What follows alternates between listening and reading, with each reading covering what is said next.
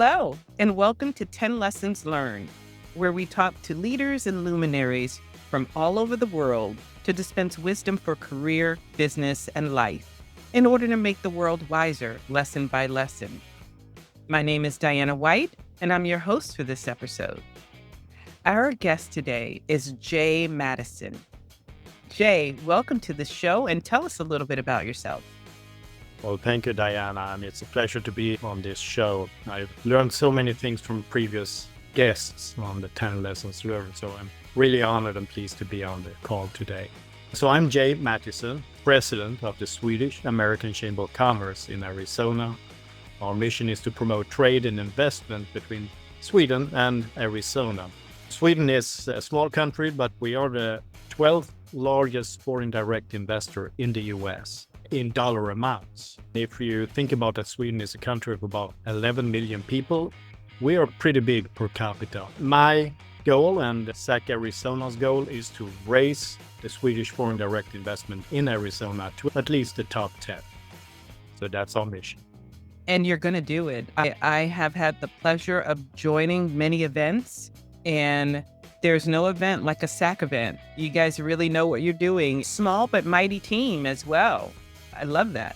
Yeah, it's absolutely teamwork. And I'm really happy that you noticed that what we are doing to reach the top 10 of foreign direct investment in Arizona is building community, creating networks, making sure that companies, organizations, and individuals are aware of what Sweden and Swedish companies can bring to the table.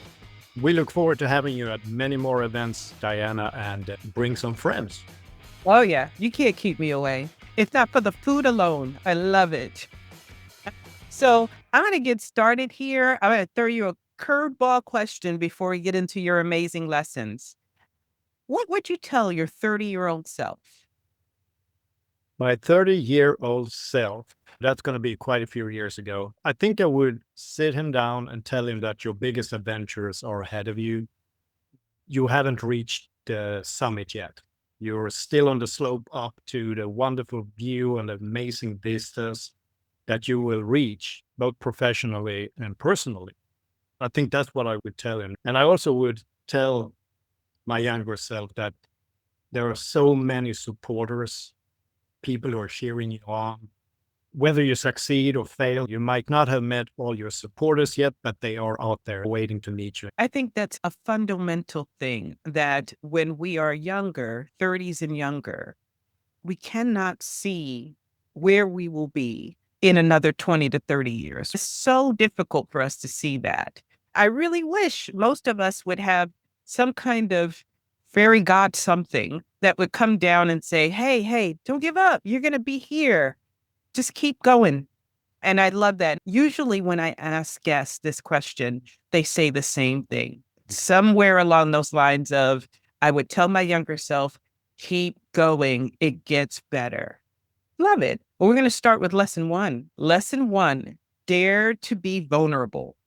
Talk to me about that.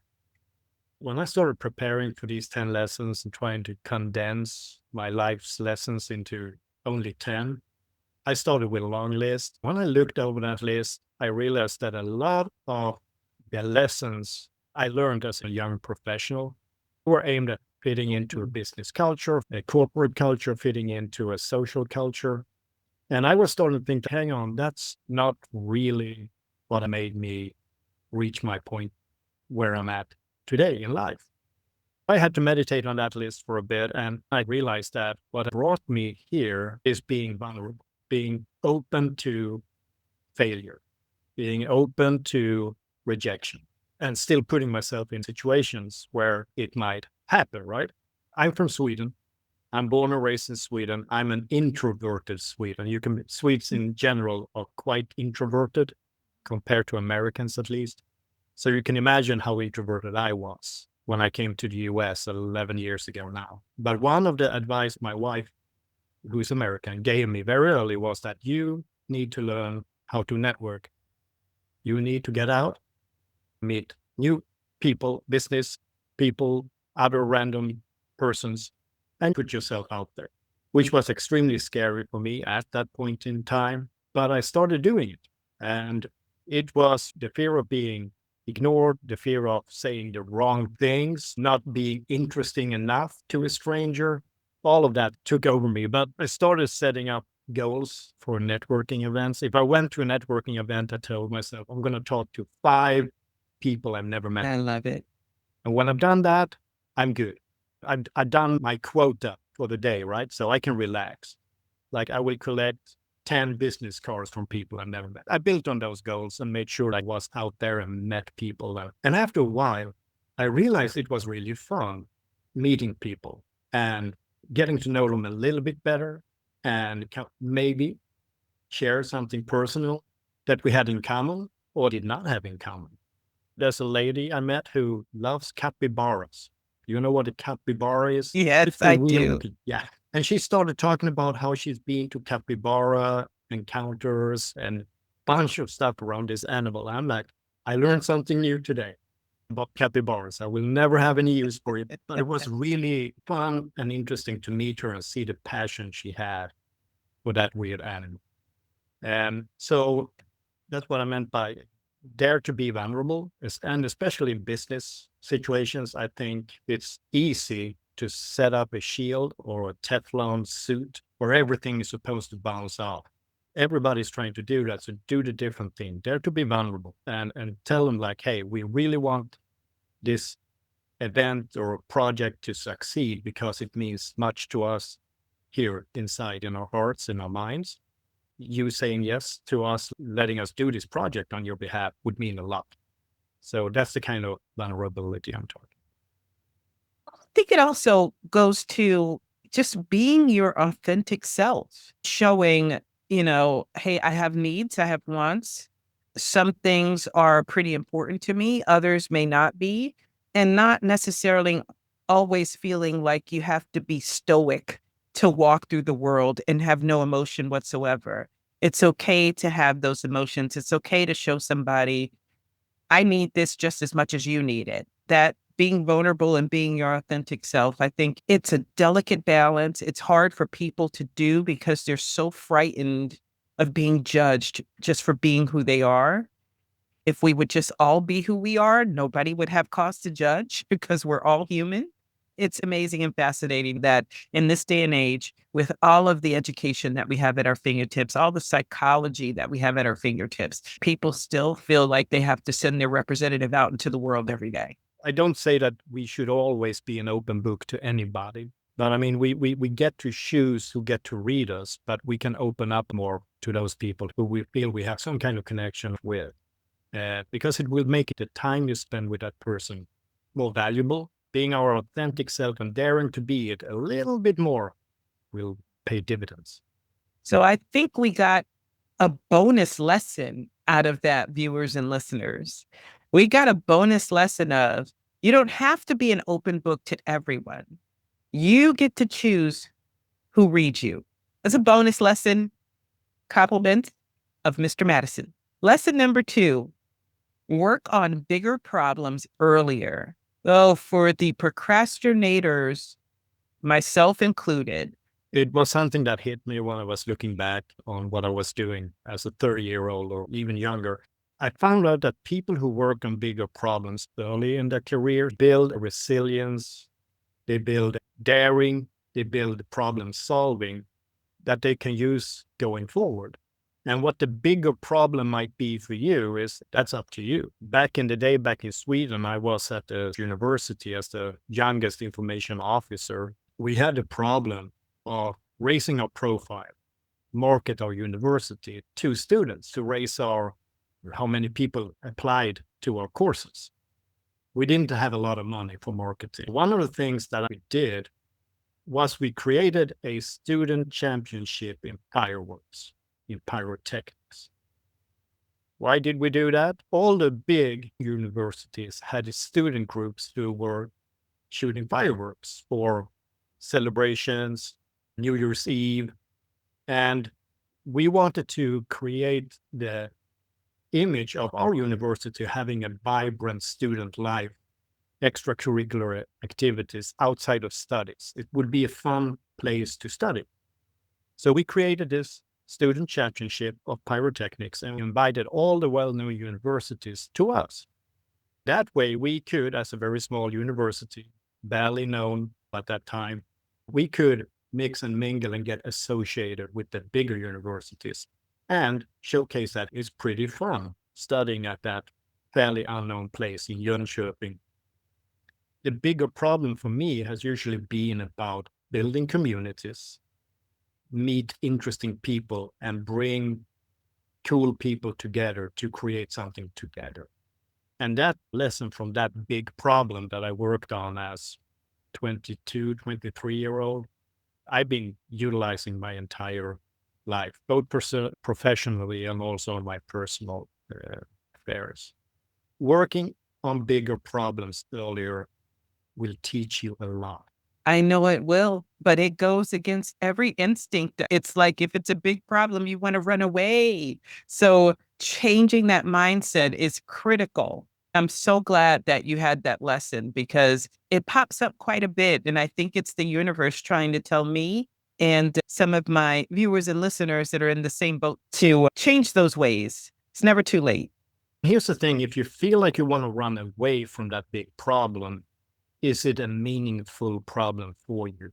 Is it meaningful enough for you to walk through the problem instead of trying to circumvent it or run away?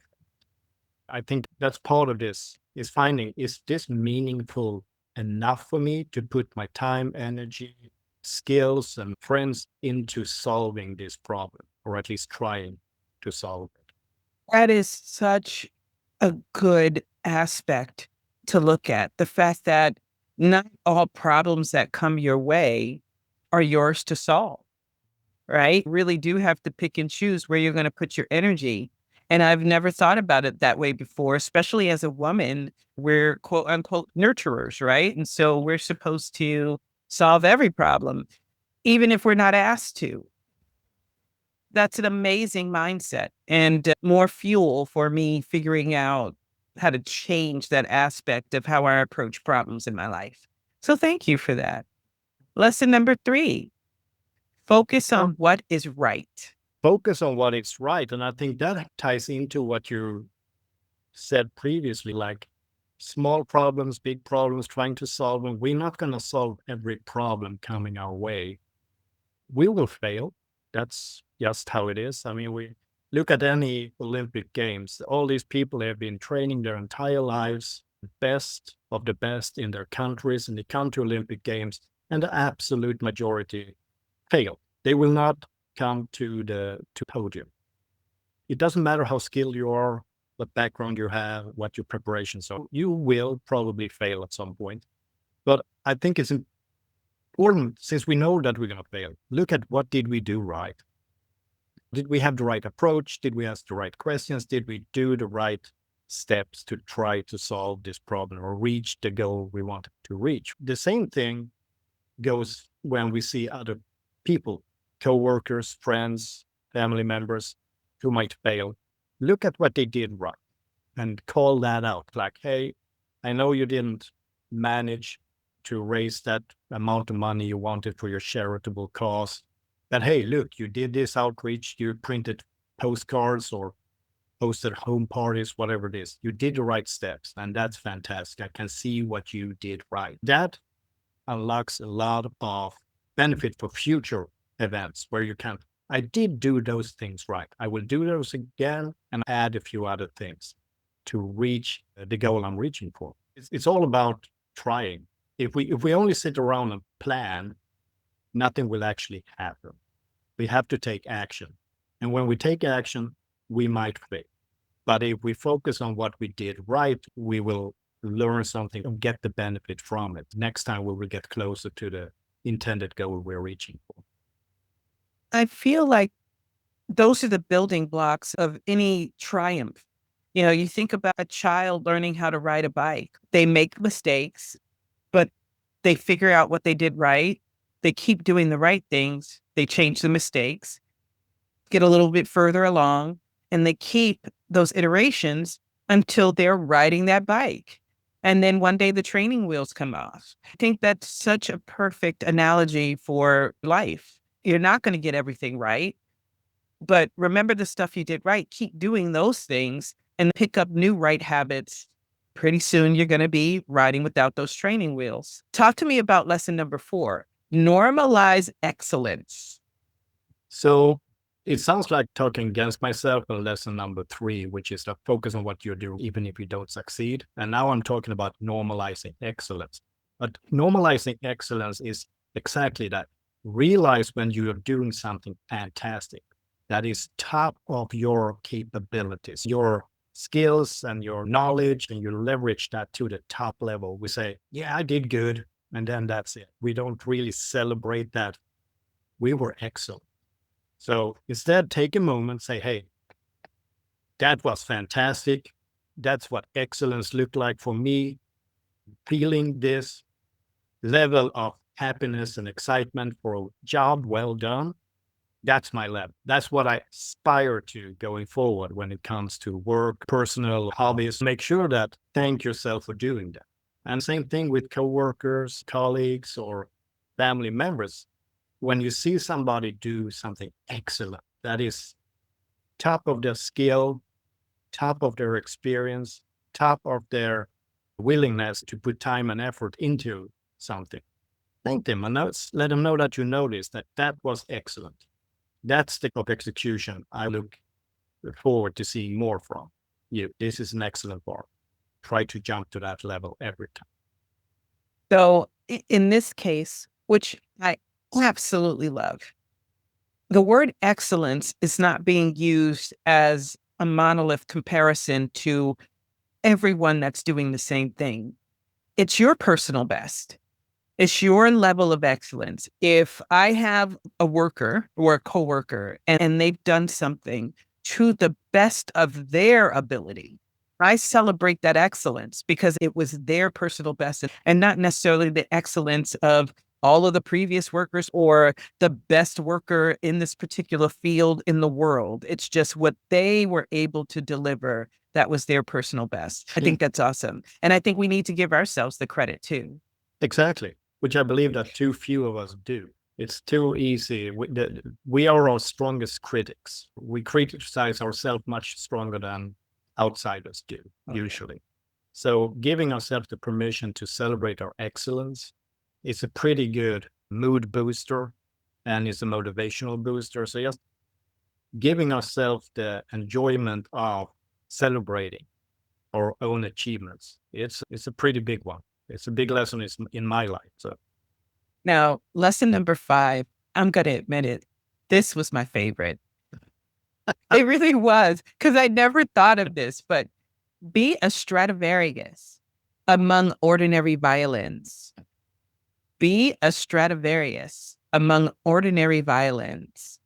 well, it's interesting because I've heard about Stradivarius and being this famous violin maker from many years ago, and all these violins they sell for insane amount of money. And I just never realized what was the big deal. I'm not a musician, but I had an opportunity to meet a musical historian who talked about Stradivarius. One of the things he mentioned is that a violinist who gets to play on the Stradivarius and can't feel the difference of playing a Stradivarius against a normal violin, they are not yet at a level where they will benefit from playing the Stradivarius. An excellent violin player will bring out the width and the depth of that instrument that a ordinary or mediocre player, musician would not be able to. So we take that concept and bring it to a workplace, working with people who bring out your width and depth, the emotional range, the skills you have, the attention to detail that you're capable of. Or are you playing among ordinary people who might not bring out that width in you?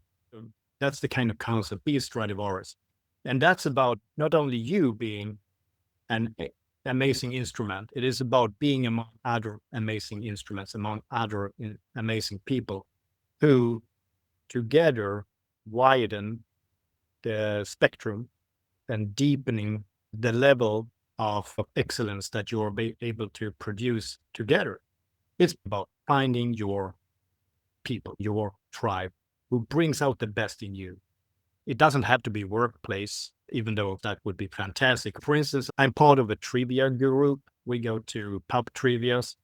And sometimes with this group, we just get this with bouncing associations off each other. We mention, oh, that was in 1942. And then suddenly we all swing together and get to the answer, elevating each other until we reach where we're trying to go as a group.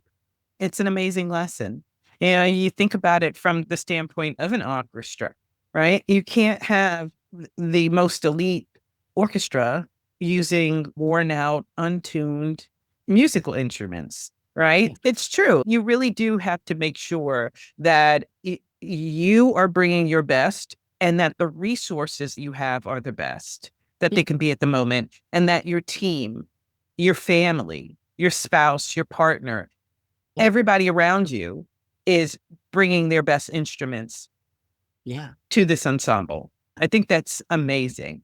It is a little bit more, right? Hey, we are together with other people. We are hopefully bigger as a group than the individuals by themselves. So putting a high achiever, a highly skilled person in a group of not as high achievers, it won't work, right? You have to gel together. You have to vibe together. We are doing this together to our very best abilities to, as a group, reach where we're trying to go, right?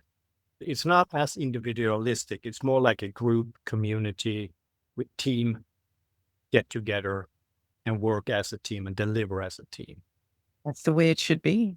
If you like our podcast and you see value in our episodes, please consider supporting 10 Lessons Learned. Whether it is sharing the show with a friend, or leaving a review, or checking out our affiliate partner, Audible, it will help us continue bringing you the lessons that matter most. Speaking of Audible, they are a fantastic way to enjoy 10 Lessons Learned, alongside thousands of audiobooks and other inspiring podcasts. Whether you're on the go or relaxing at home, Audible makes it easy to build a library of wisdom. You can try it for free for 30 days at audibletrial.com/10 lessons learned. Let's welcome back Jay Mattisson and continue with lesson number 6. Lesson number 6. If you get upset over the small stuff, then you're not bigger than that. Another wow from me. Yeah, it's a good one. It's a famous Swedish author called Astrid Lindgren. She's mostly known for writing children's books like Pippi Longstocking, The Brothers Lionheart, and a whole series of very well-known Swedish children's books. And she said that if you get upset over the small stuff, then you're not a bigger person. That is something I try to keep in mind if I ever get upset over small things, mistakes, or people who not doing what they're supposed to do. And I'm just like, is this big enough for me to get upset about? Or is it small enough for me to not lower myself to that level and get upset about a small thing? And like, if we were going to get upset about every small thing, we would fill our days. We would not be able to work on the bigger problems that we try to solve. So it's also about the time management, like focus on the big issues, the big problems, ignore the small stuff. And for me, it's also a lesson about not giving into perfectionism. Perfectionism, like every single detail has to be correct in the right order and the same color or whatever it is. No, don't give in to that. Focus on getting to the goal. Where do you want to go? Where do you want to move this process towards? And focus on that bigger issue, that bigger problem that you want to solve. It's fascinating.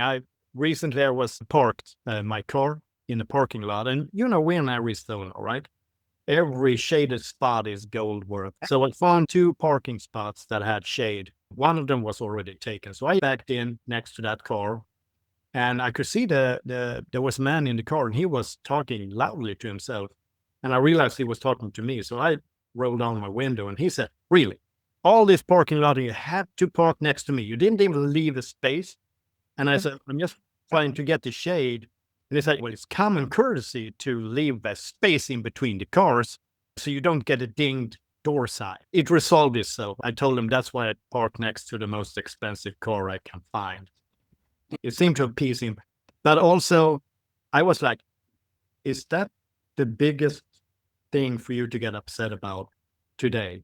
that a car parks next to your car in a public parking lot. Hopefully, I will never be on that low level that I have time to put energy and emotion into that. And it especially funny is because we were part that if anybody would get a dinged door side, it would be me because I was on his driver's side. Focus on the bigger challenges. That's what this is about. Put your energy, time, and effort into the bigger problems you want to solve. I'm going to out myself here. Many moons ago, I had an extremely short fuse due to a lot of insecurity. It was literally the Chihuahua syndrome. I was going to bark the loudest and bark the harshest because I didn't want to have to face certain demons about myself. I remember when I was married, we were taking our first couples trip. And we didn't have a lot of money. This was a pretty significant deal. We lived in New York. We were going to Key West, Florida. I remember that when we got to the airport, I asked my ex-husband, did you remember to take out the trash? We were going to be gone for about a week and a half. This was our first trip. We were both excited. When you get excited about stuff like that, you tend to slip, things fall through the cracks. I spent the entire time while we waited to board that plane. And at that time, you got to the airport, significant amount of time earlier, right? You should still do that. Instead of embracing and enjoying this first time experience, I spent the entire time lamenting and nagging and harping on the fact that the garbage is going to smell when we get back. How could you do that? This is ridiculous. I look at that woman now and my heart breaks for her because I didn't experience what I was supposed to experience, which is, whoa, this is the first time I'm taking a real adult trip with my partner out of state. This is awesome. No, I was focused on trash. If that doesn't symbolize focusing on the small stuff, I don't know what does. And so I had to learn how to not be that person anymore. And it was hard. It is, because it is asking yourself to step outside of your comfort zone. The comfort zone might, in your case, have been the home, having everything done. Now you were on a trip with a person you might not have been married to for long. And you were stepping outside of your well-known world into something unknown. So you were like, I want to retreat back to this well-known corner of the world where I know everything, know where the trash is supposed to be taken out. Instead of looking at this horizon, this adventure we have ahead of us where we're going to be together on a major trip and enjoy ourselves and enjoy the weather and beach wherever you were going. So I can understand. And Jay, I just had an epiphany. You know what that was? That truly was me being so afraid of this unknown adventure that I probably didn't think I was worthy of. I had to control something. I had to keep something the same. And keeping something the same meant going back to my narrative of control. I had to why didn't you do this? If you would have listened to me. And that made me comfortable when it really didn't. It made the whole situation uncomfortable. That's food for thought. Viewers and listeners, food for thought. If you are fixated on small things like that, you got to ask yourself, where is it coming from? It's coming from something you haven't decided to work on yet. Well, thank you for sharing that, Diana, because what you're pointing to is important. Listening to yourself is pretty important.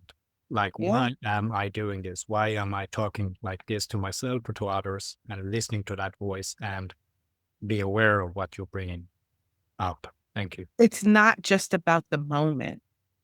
Like if you ask yourself, I'm angry in this moment or frustrated in this moment, what is the why of this? Mm-hmm. You got to ask yourself several whys to get down to the layer of the onion of the real reason.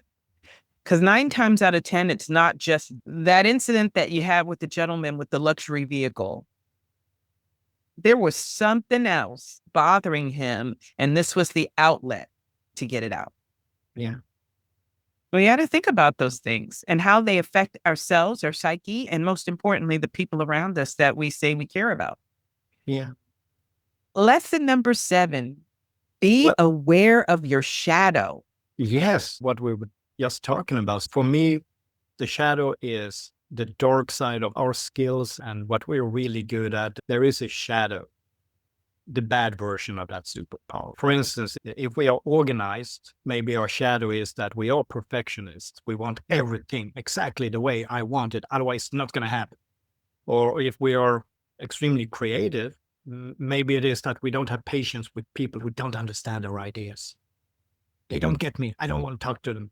That is kind of the shadow. I think it's Jung, the psychoanalyst Jung, mentioned the shadow in one of his books. I try to think about it. When I'm at my very best, leading a project or trying to get something done, and I use my skills, expertise, and energy to make that happen into the world, do I have a shadow that scares people away, or where I throw shade on somebody else? And it's just something, again, listening to ourselves and being aware what we are doing that impact both ourselves and people around us will help us mitigate the negative of our superpowers or our very strong sides. For instance, I know one of my shadows is that I'm an action taker. I like to get things done. I like to move things towards a goal and just get it over the goal line. If there's a deadline, it should be done at the deadline or before. So my shadow is that I get irritated at people who want to plan out every last single step. For me, stop talking, start doing, jump in and start swimming. Let's not stand around on the beach any longer. Let's get into the water and start trying to swim towards where we want to go. And that's my shadow. I try to be aware of it and try to not throw as much shade as I used to do as a younger person.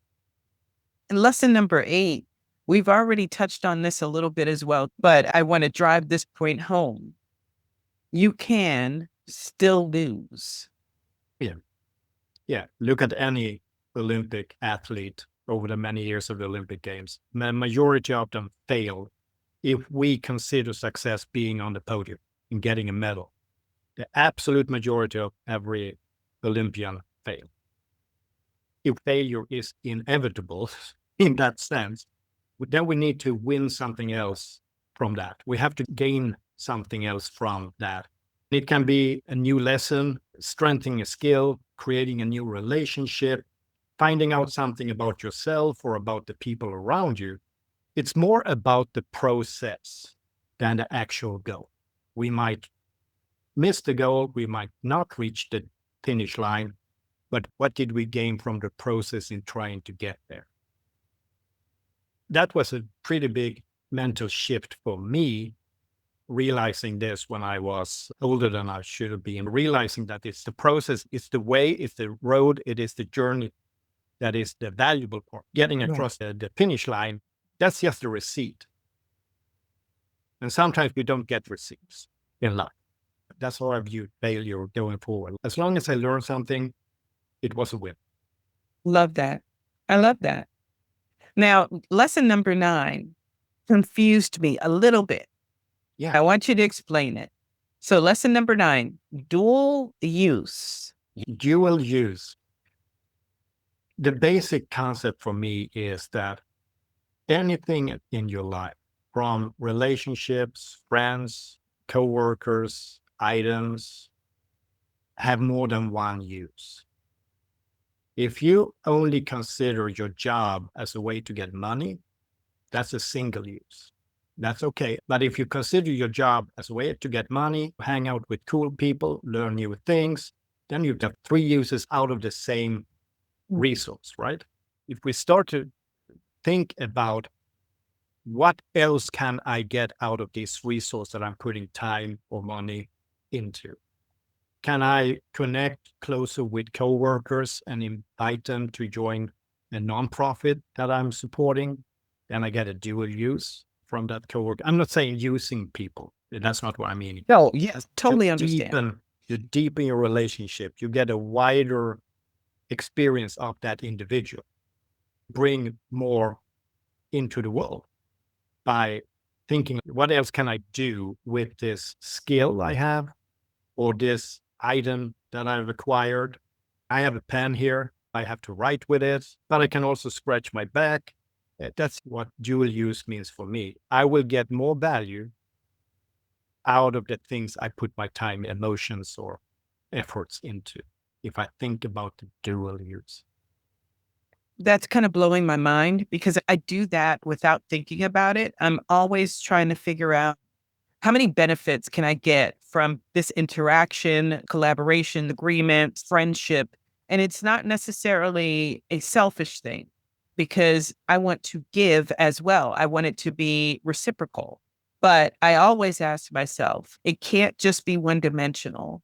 And one of the things that I see, and it breaks my heart sometimes, is people will talk to me and say, I have this thing in my life, whatever it is. You know, you mentioned a job for money. And then they'll say, but I'm still feeling unfulfilled because I'm searching for X. And I can clearly see that X lies within what they already have. But because they only see it as that one purpose, they're never going to see what they can get out of it. And they're going to be searching for that thing somewhere else when it's in front of them all along. And that's horrific. So I hate to say this duality, Yeah. pun intended, of that lesson, because it really makes a lot of sense. We are not one-dimensionals. None of us are. We have so many different personalities and approaches, depending if we're at work, at a hobby, or with family. Everything has more than one use. It's just for us to realize, how can I reach that other level, that other dimension of this individual? How can I potentially support them in that other dimension? Or maybe they can support something in me that they wouldn't have experienced without us trying to figure out the other version of Jay. What is he like when he's doing something for fun? Or what is he doing when he's focused on some hard issues at work? That's when we widen our spectrum on understanding other people and our relations. I agree. Number 10 gets me in trouble with my adult daughter all the time because I wholeheartedly believe this philosophy. Lesson number 10, it is never too late to have a fantastic childhood. No, it's not. It is. And I know it sounds facetious saying it. And I'm not talking about people who have had a terrible childhood. That is not what I'm talking about. But this is more about honoring your inner child. Yes. Or looking back to who you were as a 8, 10, 12-year-old and say, hey, I brought this to you. You got to experience this. Sure, it's 30 or 40 years late, but here is your childhood dream come true. I did it for you, kid. What it is. And to find out what our childhood dreams are, again, I think we have to be vulnerable with ourselves and be able to listen to our own inner conversations where we talk about what's important to us, what we want to avoid, what we like, what we want to stay away from. Figure out what is this that makes up me and my persona? What can I do to feed the positive sides and bring out the best in me, as opposed to feeding the negative sides that will try to push other people away. I believe I was 12 years old back in Sweden. My mom took me to deposit my weekly allowance at the bank. They stamped a little book, they stamped it, they signed it, and they handed it back. And I remember as a 12-year-old, I was thinking to myself that I'm going to own a bank. And that way I will be giving money to myself. As childhood dreams, I mean, we rarely have an opportunity to fulfill our childhood dreams. But when I came to the US, I did get involved in starting a community bank a few years ago. We never opened the doors. It wasn't the right time. But at least I could turn around, look my 12-year-old in the eyes and say, we did it. We tried. You got there. We almost started a bank. That sense of I fulfilled some old unspoken promise to myself and to the inner child. It's very uplifting. To me, it was very releasing. I took myself serious. I took my childhood dreams serious, and I did my very best at an adult age to honor my wishes. I learned a lot on the journey. I learned quite a few lessons. We tried to start a community bank. It was a dual use from that childhood dream. The adult version of me learned something. at the same time as I honored a childhood version of myself. I love that. I absolutely love that. So, all of the wisdom that you have and how you navigated your life experiences to get there and get that wisdom, there had to be some beliefs or some things that you had to shed. So, tell me, what have you had to unlearn? Well, for me, something I really had to unlearn is that I don't have to please people to be successful in what I chose to be successful at, or what I chose to put my time and effort into, because I'm not always successful. Most of the things I've done in my life has been successful, great successes, or abysmal fiascos. I don't have a lot in between. It's either success or failure. It's a little bit weird because I'm usually more of a grayscale person. But looking back, most of the projects that I've started or been involved in has either been a huge roaring success or a terrible fiasco. So understanding that we not have to please other people to be a success was a big one for me, because early in my life, I thought if people are happy with me, that is success. No, not necessarily. We only see and meet very few people who are impacted what we are working on, usually. There's a huge silent group of end users who benefit from your success. Even if the smaller group around your coworkers, family, colleagues, whatever it is, are not happy with how that happened, the end users will benefit from it. So be a success without pleasing people at all times was a big thing I had to unlearn. Love that. And I think people pleasing is an insidious kind of thing that it takes you a while to dig yourself out of that personality if that's what you've created, right? Yeah. And I mean, personally, when I first realized this was my mother was displeased with my career trajectory back in Sweden. She had some opinions on where I should have been and what I should be doing. And I realized that we are both miserable right now. She is miserable and I'm miserable because I can't achieve what she's envisioning for me, right? So I thought to myself, what would happen if only she is unhappy? At least I'm happy. Yeah. Instead of two unhappy people in the world, there's only going to be one. I will have the number of unhappy people involved in my career. So that's when I realized I can't make anybody else beside myself happy with the choices and the direction I'm going. I can't please everybody to be a success. You I can be a can't. You success without can't. pleasing everybody. So now this isn't the first time this has happened as a guest, but there's something that I love in this. Viewers and listeners, Jay gave me his lessons, and then he also gave me some random lessons, some random nuggets. And I just want to go over one because I thought it was so cool. I have no idea what it means, and I want him to explain it to us. So, random nugget, wrap fish in it, daily newspaper lesson. Go. Go. Well, so I just jotted down a couple of things that I try to think about and be aware of and use in my daily life. I was working at the daily newspaper back in Sweden. I was a reporter and assistant news editor. It's a pretty stressful job. We have to get a newspaper done every day. It has to go to the printers at midnight. There's strict deadlines. It really has to be done. At the same time, the content of the newspaper has to be as good as we can, as fulfilling as possible, and as factual as possible. And every night we were working to get the newspaper together, follow up on leads, double check quotes, make sure the figures and the numbers in the articles are correct before we send it to the printers.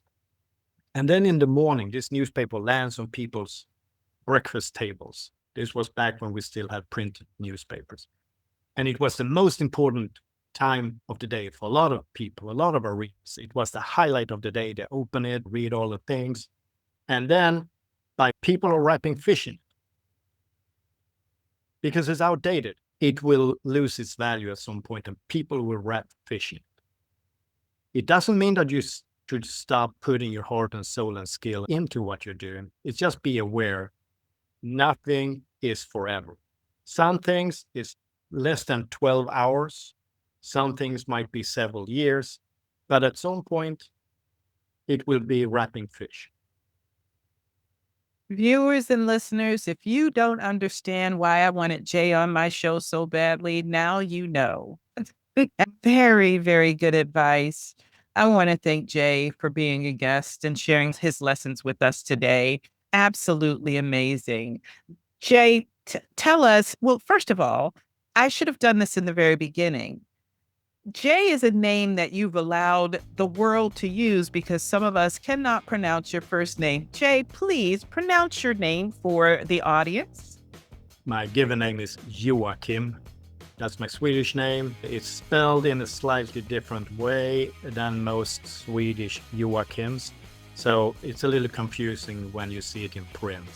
You can call me Jay, and that's the name I go by here in the US. So yeah. He has been so gracious. Jay, tell us, where can we find you? What are you doing so we can keep up with your great work and lessons? I'm probably easiest to find on LinkedIn. That would be Jay Mattisson, Mattisson, 2 T's and 2 S's, the Swedish way. Feel free to reach out and let me know if you heard me on the 10 Lessons Learned podcast, so I know where you're coming from. Other than that, I am heavily involved in a nonprofit in Arizona called Global Ties Arizona, which is a grassroots diplomacy organization. We have almost monthly events, and I hope you can join us at one of those events. Also with the Swedish American Chamber of Commerce in Arizona, we have speaker events, panels, and sometimes social events as well. Look us up. I would be happy to meet you in person and continue our conversations. I love it. I love it. You've been listening to 10 Lessons Learned. This episode is produced by Robert Hossery. Please tell us what you think of today's lessons. You can email us at podcast@10lessonslearned.com.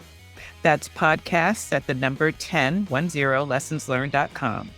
Go ahead and hit that like button, subscribe, and turn on a notification bell so you don't miss an episode of the only podcast that makes the world wiser, lesson by lesson.